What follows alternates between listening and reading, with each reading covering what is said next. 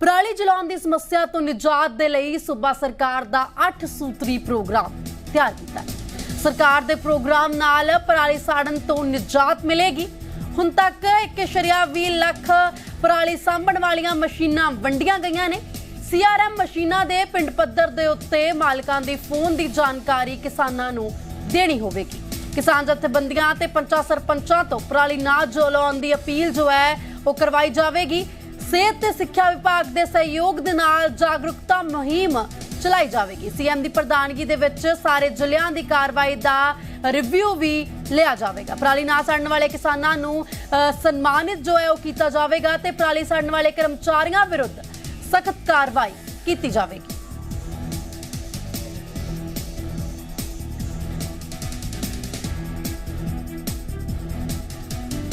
इस खबर ते वधेरी जानकारी दे लई साडे पत्रकार अनमोल गुलाटी साडे नाल जुड़ चुके हैं। जी अनमोल, की कुछ जो इस प्रोग्राम के तहत रखा गया है? जी बिल्कुल हिमानी, देखो जेकर गल करिए पराली साड़न दे इस इशू की तो इस पर सरकार कितना कितना सख्त होंदी नज़र आ रही है।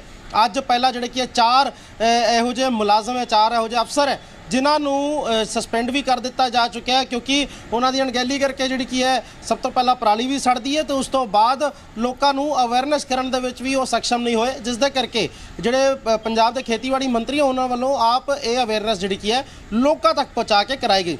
इस तो बाद हुण पंजाब सरकार जी है कितने कितने होर भी ज़्यादा इस मुद्दे ते जी गंभीर होंदी नज़र आ रही है। 8 सूत्री एक प्रोग्राम जिहड़ा की है अपना भी उड़ीकिया गया। उस 8 सूत्री एजेंडा दे विच भी जिहड़ा की है ये कहा गया कि पराली नूं साड़न दे लई हर मुमकिन कोशिश जिहड़ी सरकार वालों की जाऊगी। सब तो अहम चीज़ होएगी अवेयरनेस दे लई ड्यूटीज़ लाई गई ने जिहड़े किसान संगठन ने उन्हां दे प्रधानां दी, सरपंचां दी, अफसरां दी कि वो लोगों तक पहुँच के अवेयरनेस जी है वो फैलाई जाऊगी। इस तो अलावा जी मशीनां है वो वंडिया जा रही हैं। हुण तक 1,20,000 जी पराली साਂਭਣ दी मशीनां ने वो लोगों तक वंडी जा चुकी हैं। इस तो अलावा होर भी उपराले सरकार वालों किए जा रहे, जाने कितना किते कहा जा सकता है कि हुण जिहड़ा पराली का इशू है इसनूं लैके काफ़ी ज़्यादा गंभीर इस वक्त सूबा सरकार होंदी नज़र आ रही है। जी अनमोल, इत्थे भी पूछना चाहांगे कि जो CRM मशीनां दी गल हो रही है वो किसानां दे लई किस तरह दे नाल मददगार सिद्ध होणगियां?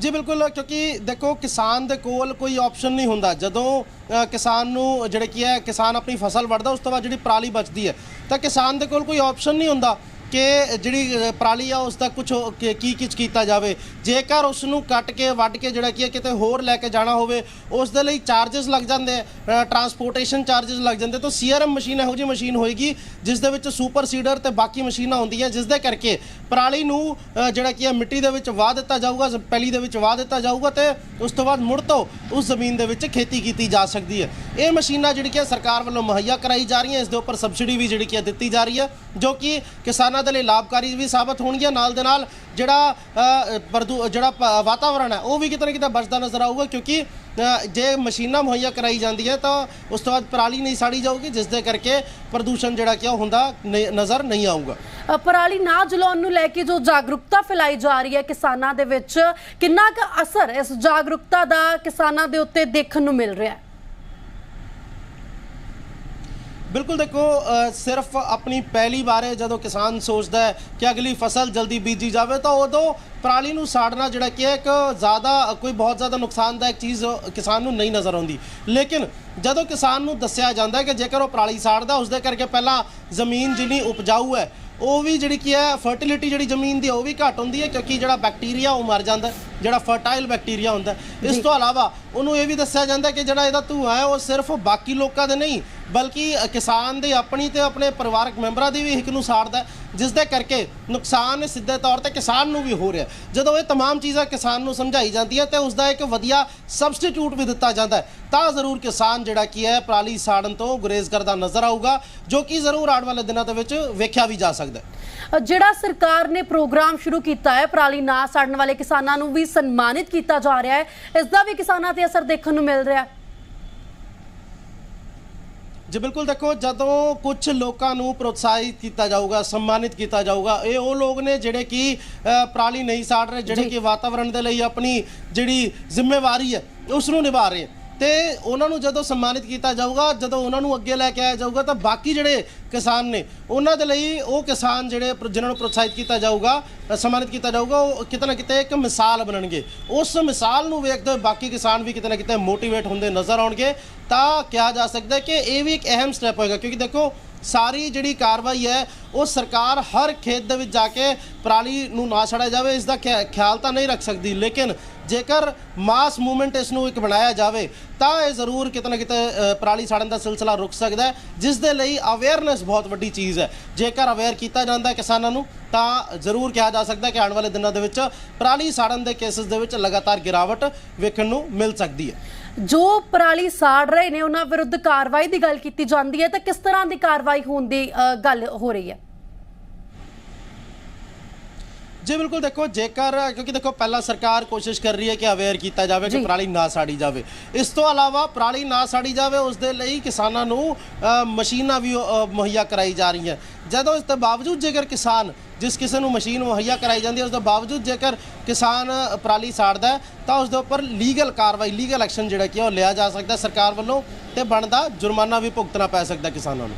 ਜੀ ਕਈ ਵਾਰੀ ਅਸੀਂ ਕਿਸਾਨਾਂ ਨੂੰ ਇਹ ਵੀ ਕਹਿੰਦੇ ਸੁਣਿਆ ਹੈ ਬਹੁਤ ਵਾਰ ਕਿ ਉਹ ਮਜਬੂਰ ਨੇ ਪਰਾਲੀ ਨੂੰ ਸਾੜਨ ਦੇ ਲਈ, ਪਰ ਜੇਕਰ ਅਜਿਹੇ ਪ੍ਰੋਗਰਾਮ ਕਿਸਾਨਾਂ ਨੂੰ ਦਿੱਤੇ ਜਾਣਗੇ ਤਾਂ ਕੋਈ ਮਜਬੂਰੀ ਹੀ ਨਹੀਂ ਰਹੇਗੀ ਕਿ ਉਹ ਪਰਾਲੀ ਨੂੰ ਅੱਗ ਲਾਉਣ। ਹਿਮਾਨੀ ਦੇਖੋ ਜਦੋਂ ਕਿਸਾਨਾਂ ਦੀ ਗੱਲ ਕਰਦੇ ਆ, ਜਦੋਂ ਫਸਲ ਜਿਹੜੀ ਝੋਨੇ ਦੀ ਫਸਲ ਆ ਉਹ ਕੱਟਦੇ ਆ, ਉਸ ਤੋਂ ਬਾਅਦ ਜਿਹੜੀ ਪਰਾਲੀ ਬਚਦੀ ਹੈ ਉਸ ਨੂੰ ਡਿਸਪੋਜ਼ ਕਰਨਾ ਬਹੁਤ ਜ਼ਰੂਰੀ ਹੈ ਤੇ ਟਾਈਮ ਨਾਲ ਡਿਸਪੋਜ਼ ਕਰਨਾ ਜ਼ਰੂਰੀ ਹੈ, ਕਿਉਂਕਿ ਕਿਸਾਨ ਨੇ ਫਿਰ ਆਪਣੀ ਅਗਲੀ ਫਸਲ ਵੀ ਬੀਜਣੀ ਹੈ।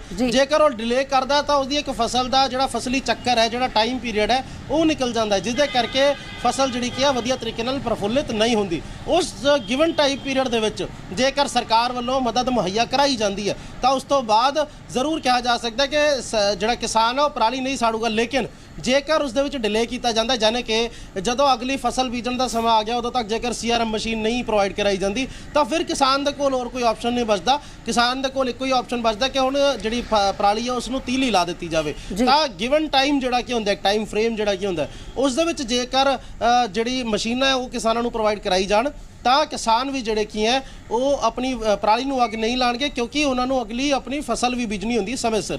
ਤਾਂ ਉਸ ਦੇ ਲਈ ਜੇਕਰ ਸਰਕਾਰ ਕੋਸ਼ਿਸ਼ ਕਰਦੀ ਹੈ ਜਿਸ ਤਰੀਕੇ ਨਾਲ ਮਸ਼ੀਨਾਂ ਪ੍ਰੋਵਾਈਡ ਕਰਾਈ ਜਾ ਰਹੀਆਂ, ਜੇਕਰ ਉਹ ਸਮੇਂ ਨਾਲ ਪ੍ਰੋਵਾਈਡ ਕਰਾਈ ਜਾਂਦੀ ਹੈ ਤਾਂ ਬਿਲਕੁਲ ਪਰਾਲੀ ਸਾੜਨ ਦੇ ਕੇਸਿਸ ਦੇ ਵਿੱਚ ਗਿਰਾਵਟ ਵੇਖਣ ਨੂੰ ਮਿਲ ਸਕਦੀ ਹੈ। ਜੋ ਸਰਕਾਰ ਦਾ ਇੱਥੇ 8 ਸੂਤਰੀ ਪ੍ਰੋਗਰਾਮ ਕਿਸਾਨਾਂ ਦੇ ਲਈ ਹੈ, ਉਹ ਕਿਸਾਨਾਂ ਦੇ ਲਈ ਕਹਿ ਸਕਦੇ ਹਾਂ ਕਿ ਲਾਹੇਵੰਦ ਸਿੱਧ ਹੋਏਗਾ।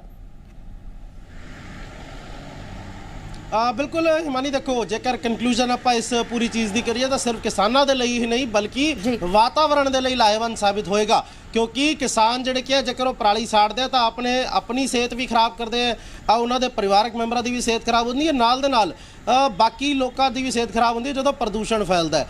ਹਾਲਾਂਕਿ ਪ੍ਰਦੂਸ਼ਣ ਦਾ ਸਿਰਫ ਇੱਕ ਕਾਰਨ ਜਿਹੜਾ ਕੀ ਹੈ ਕਿਸਾਨ ਦੀ ਪਰਾਲੀ ਨੂੰ ਹੀ ਨਹੀਂ ਠਹਿਰਾਇਆ ਜਾ ਸਕਦਾ, ਹੋਰ ਵੀ ਬਹੁਤ ਕਾਰਨ ਨੇ, ਲੇਕਿਨ ਇੱਕ ਜਿਹੜਾ ਮੇਜਰ ਕਾਰਨ ਹੈ ਉਹ ਪਰਾਲੀ ਹੈ। ਜੇਕਰ ਉਸ ਨੂੰ ਨਹੀਂ ਸਾੜਿਆ ਜਾਊਗਾ ਤਾਂ ਬਿਲਕੁਲ ਮੰਨਿਆ ਜਾ ਸਕਦਾ ਕਿ ਕਿਸਾਨਾਂ ਵੱਲੋਂ ਜਿਹੜੀ ਆਪਣੀ ਜਿਹੜੀ ਪਰਾਲੀ ਹੈ ਜੇਕਰ ਉਹ ਨਹੀਂ ਸਾੜੀ ਜਾਂਦੀ ਤਾਂ ਵਾਤਾਵਰਣ ਨੂੰ ਵੀ ਫਾਇਦਾ ਜਿਹੜਾ ਕੀ ਹੈ ਕਿਤੇ ਨਾ ਕਿਤੇ ਮਿਲਦਾ ਨਜ਼ਰ ਆਊਗਾ। ਜੀ ਜਾਣਕਾਰੀ ਦੇ ਲਈ ਬਹੁਤ ਬਹੁਤ ਧੰਨਵਾਦ ਅਨਮੋਲ।